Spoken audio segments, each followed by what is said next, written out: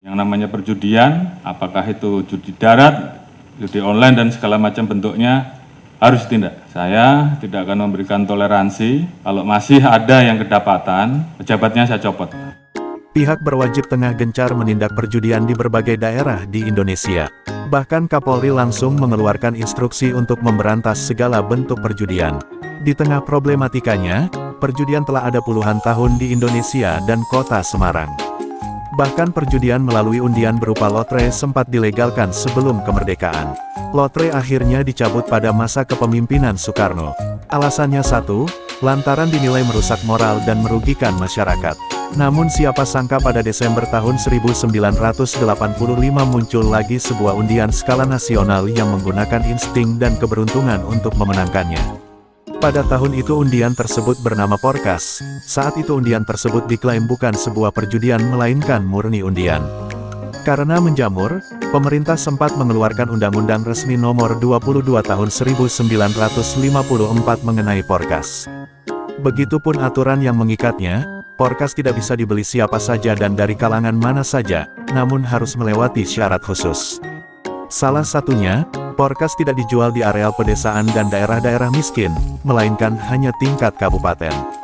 Pun demikian mereka yang membelinya, hanya boleh dari kalangan 17 tahun ke atas. Bedanya Porkas ini dari lotre biasa adalah hanya menebak MSK, menang seri kalah, jadi kita dituntut untuk meramal hasil dari 14 tim yang waktu itu berlaga.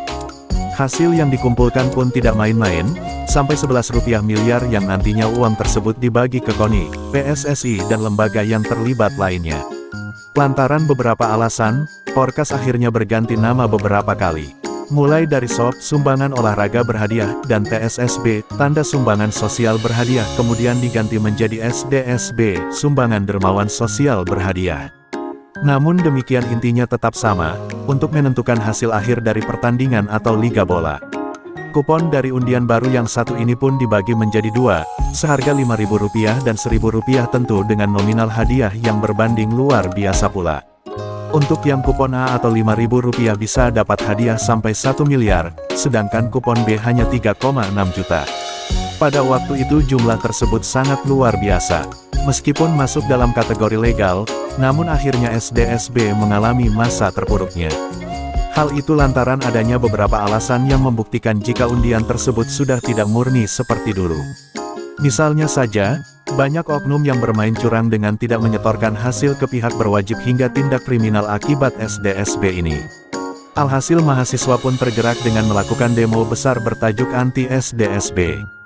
Hingga akhirnya tahun 1993 undian ini resmi dihapuskan dari Indonesia.